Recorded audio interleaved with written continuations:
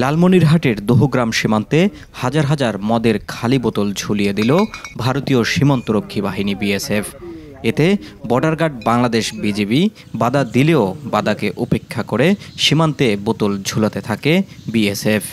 এই ঘটনায় বাংলাদেশি মানুষের মধ্যে আতঙ্ক বিরাজ করছে।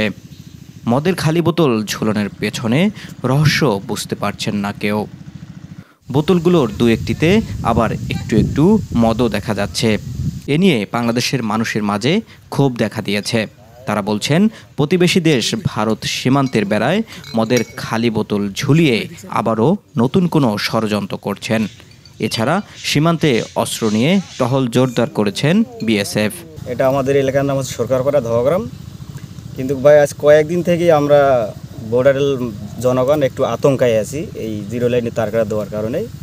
কিন্তু হঠাৎ করে দেখতেছি আজকে আবার বোতল টাঙাই দিয়েছি জায়গায় জায়গায়।